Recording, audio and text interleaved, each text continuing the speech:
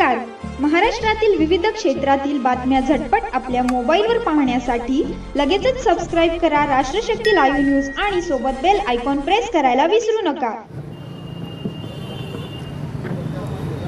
पंढरपूर नगर परिषदेच्या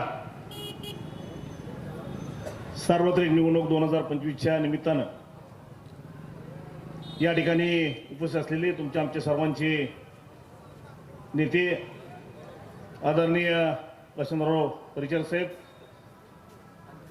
व्यासपीठावरील सर्व भावी नगरसेवक, उपस्थित असलेल्या सर्व महिला भगिनी, कार्यकर्ते, या भागातील नागरिक, खरं तर आतापर्यंत एक कामगार नेता म्हणून आणि नगरपालिकेचा डेप्युटी सीओ म्हणून बोलण्याची सवय, परंतु या महात्मा फुले चौकात पहिल्यांदाच राजकीय भाषण करण्याची संधी या ठिकाणी आदरणीय प्रशांत मालकांनी या ठिकाणी दिली. गेल्या 8 दिवसापासून बघतोय की पंढरपूर शहरातील विकास कामाबाबत अनेक आरोप केले जात आहेत. आणि या आरोपामध्ये बघितलं तर गेल्या 40 वर्षात काय विकास केला गेला असं विचारलं जातंय. आपण जर परिस्थिती बघितली,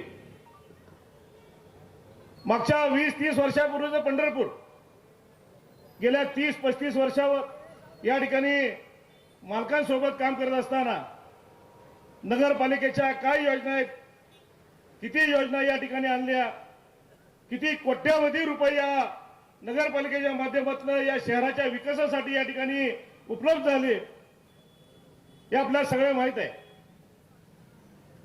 आज जर सनपॅकची परिस्थिती बघितली तर इथून जाताना गटार उघडी असायची. या चौकात कुत्रे बसले असेल, त्या ठिकाणी आज मोठा पुतळा उभा राहिलाय. तुळशी वृंदावन असेल, इंद्रप्रस्थाच्या समोर मिनी तुळशी वृंदावन असेल. आज ज्या या रस्त्याने येतोय, आपल्याला आठवतं गडकरी साहेब या ठिकाणी आले होते. पंढरपूर शहराला जोडणारे 6 महामार्ग जर आपण बघितले तर महामार्गांचे या ठिकाणी सांगोर रोडला बघितलं तर बेडारी बंगल्यापर्यंत तो रस्ता संपतो. कोर्टीकडनं येणारा रस्ता ठाकरे चौकात संपतो. वाखरीकडनं येणारा रस्ता इजवावीत वाखरी हद्दीत संपतो. परंतु या शहरातल्या नागरिकांना चांगल्या रीतीने रस्त्यानं जाण्यासाठी नॅशनल हायवे सारख्या जे हायवे कधीच गावात येत नाही, परंतु प्रशांत मालकांनी ठिकाणी स्वतःची त्या पणाला लावून हे सगळे हायवेचे रस्ते या ठिकाणी पंढरपूर शहरामध्ये आलेत. अनेक वेळा म्हणलं जातं की मालकांच्या घराकडे गेला, रस्ता केला, इकडेच केला. जरा कधी आपण उमा महाविद्यालयावरून जावा, तालुका पोलीस स्टेशन मधून जावा, यार्डाकडे जाणार रस्ता आहे, तालुका पोलीस स्टेशन कडून डीव्हीपी कडे जाणार रस्ता आहे. हे रस्ते जर बघितलं, मग आधी भगवान साहेबांनी सांगितलं की आपण त्या कुठल्या भागात आलोय हे आपल्याला ओळखू येत नाही. अनेक जण अजून राजमाता जिजाऊ उद्यानात गेले नसतील, आपण एकदा बघून या. आपण आत गेल्यानंतर वाटेल की आपण पंढरपुरात आहेत का पुण्यात आहेत. काम अंतिम टप्प्यात आहे. राजमाता जिजाऊंच्या पुतळ्याचे 3 कोटी रुपये दिलेत. या ठिकाणी मराठा भवनासाठी मोठं 15 कोटीचं काम त्या ठिकाणी चालू आहे. या सगळ्या गोष्टी असताना आज सर्वांना भूलथापा दिला जात आहेत की विकास कामं झालेली नाहीत. त्या सगळ्यांचा मी साक्षीदार आहे की अनेक गोष्टीत किती अडचणी असतात. पाणी पुरवठ्याची लाईन आज जवळजवळ 108 कोटी त्या ठिकाणी पाण्यासाठी आलेत. रस्त्यासाठी पैसे आले 13 रस्ते, मागचे 6 रस्ते जर बघितले तर ते शहरात झाले, बाहेर झालेले नाहीत. आणि या सगळ्या गोष्टी डोळ्यावर समोर ठेवून आज पंढरपूर शहरातील जे डीपी रस्ते सुद्धा आहेत ते सुद्धा जर विकसित झाले तर एक पंढरपूरला मोठा रोजगार या ठिकाणी उपलब्ध करण्याचं काम एक विजन असलेला नेता म्हणून आपण प्रशांत मालकांकडे बघतो. अध्यक्षपदांचा गोळ सुरू झाला आणि कुणाला द्यायचं, आम्ही 7 ते 8 जण त्या ठिकाणी इच्छुक होतो. आमची बैठक झाली. त्या बैठकीमध्ये सांगितलं गेलं की आपण कोण कोण इच्छुक आहेत सांगा, काय काय करायचंय. आमच्या सगळ्यांना बसवलं गेलं. मलाही विचारलं की तुम्ही मराठा समाजाचे आहेत, मुळे मेंबर आहेत, मराठा समाजाचे आहेत,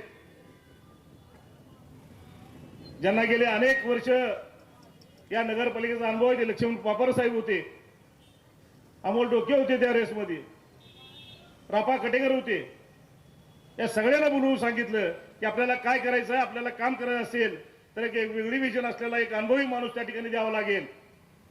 आम्ही सांगितलं की मालक आपण जे सांगचाल त्याच्या आम्ही मागे आहेत. ज्यावेळेस ही प्रक्रिया सुरू झाली तेव्हा मला अनेक लोकांची फोन यायची की साहेब चान्स आहे, सोडू नका.